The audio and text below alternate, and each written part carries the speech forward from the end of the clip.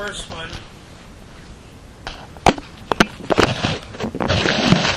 first thing is a chart I made 50 years ago, I say, on the 7 dimensions that make up our being. And there's 3 columns, as you can see.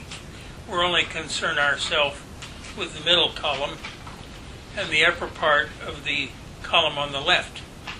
The one on the right is not, that doesn't involve what we're going to talk about.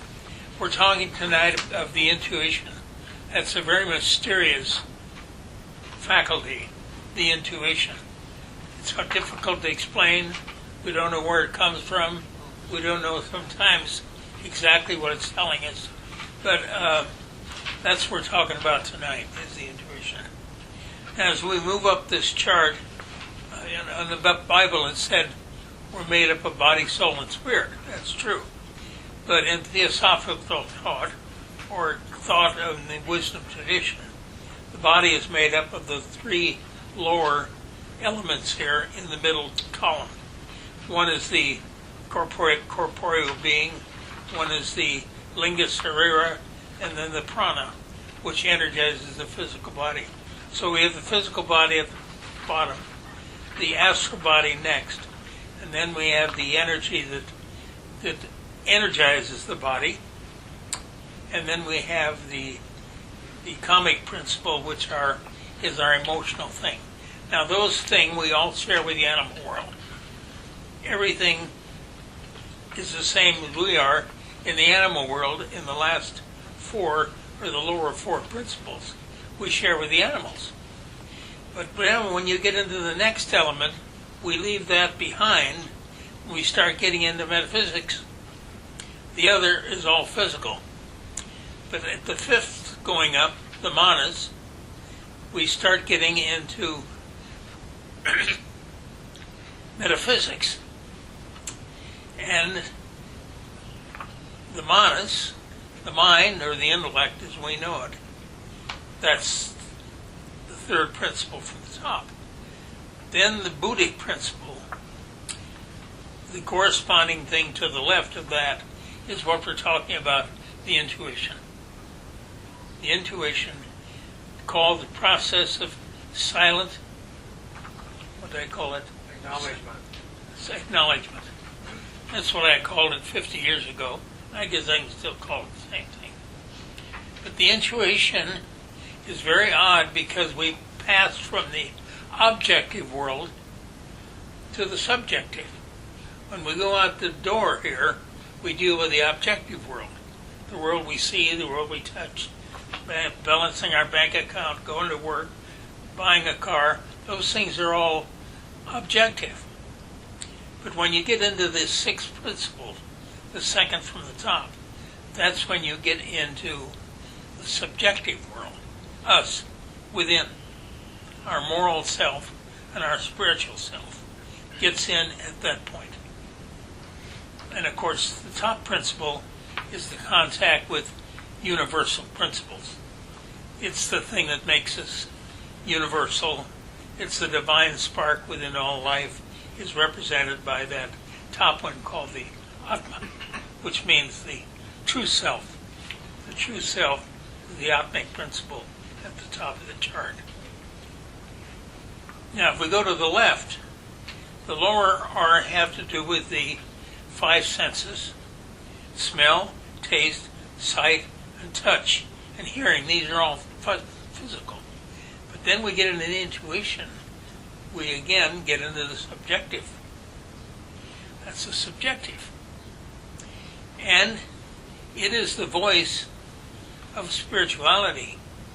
The intuition is the purest faculty we have. As we go up the chart, it becomes less physical and more metaphysical or more spiritual, till we get to pure spirit, which is at the top, the Atmic principle, at the top in the middle column. That is pure spirit. Pure spirit. So as we go up, we gradually lose our materiality and gain more our spirituality. Now the intuition, you can see where it's located. It becomes the voice of the understanding. The intuition never misleads you. It's always honest. It's all-knowing. What are the three things over there? What are the three O's? Omniscient, omnipresent, and omnipotent. Exactly. That's the nature of the intuition. Ever-present, all-knowing, and what's the other? Yeah, she remembers, I don't. Omniscient. That's the nature of the intuition. It is the voice of the. It's known, the theosophical word is the voice of the silence. The voice of the silence, which is a good way of putting it. A man who is the head of philosophy at Harvard said intuition reveals the truth. Only intuition can reveal the truth. The intellect can't. The intellect changes from day to day. The intuition doesn't. The intuition is the voice of the Spirit. And it doesn't change. And the difference is, you don't study the intuition. You don't call it forth academically. It calls itself forth. It's what your state of mind is that attracts the intuition. It's who you are that attracts the intuition. And it's a very mysterious principle because it only comes through revelation. You can't study it, make it come by studying it. It only comes by revelation. Only by revelation. So you understand where the intuition fits in. It's actually the sixth principle as we go up the chart. Robert, do these seven principles relate to the seven chakras? Seven chakras, yes, they do. Yeah. Everything comes in seven, so it's in the physical body. The chakras are the four centers. Wheels of force, that's what the word means.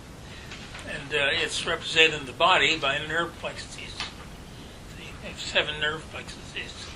And the chakra system is the metaphysical side of the nerve plexuses. Now if we go to the second page,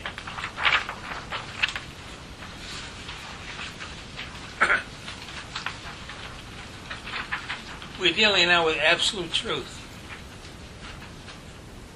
Absolute truth, which is not in our world when we walk out the front door here. Immediate knowing of something without the conscious use of reason. In other words, we don't figure it out, so to speak. Not intuition.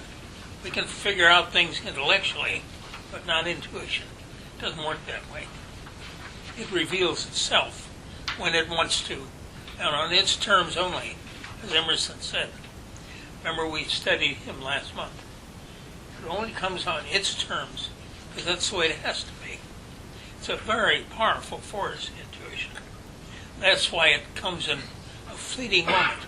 We couldn't stand any more of it. It's too cosmic. It's too universal. Instant apprehension. Instant apprehension. The philosophical doctrine that absolute truth can only be perceived by intuition. That's the only way.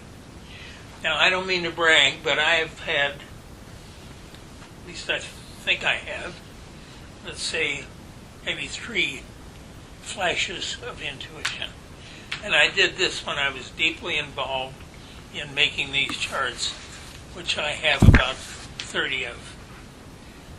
I really got involved in doing this. And I just would every now and then have a revelation. And I just can't, it's so immense and so universal and so cosmic that it almost takes you back. And that's why it only occurs for a moment. You can stand it more of it.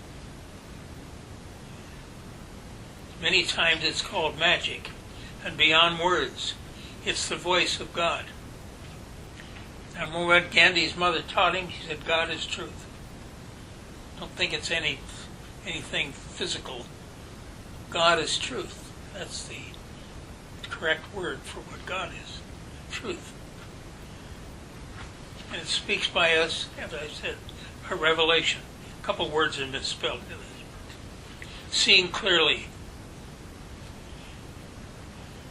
It's when the oversoul, what we talked about last time, Ralph Waldo Emerson, his oversoul is the intuition.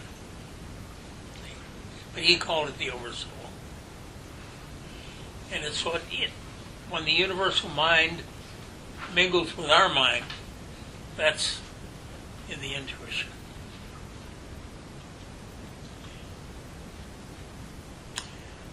Now, what good is something that reveals itself to us if we can't apply it? Why leave it universal or cosmic if we can't apply it to something? That's for the other half, the other side of the coin. Reason. We use reason to apply what intuition has revealed. Now, what are the wills? Can we do certain things to attract it to our consciousness? Well, I wrote down some of the things that lead toward it, that set up your mind, so to speak, to receive such a thing. Spiritual willfulness, one of them. The most important thing in our life, we may think it's family and it's this. Those things are all important, of course. But the most important thing is spiritual willfulness. Willful. Yes. Spiritual. In other words, soul qualities.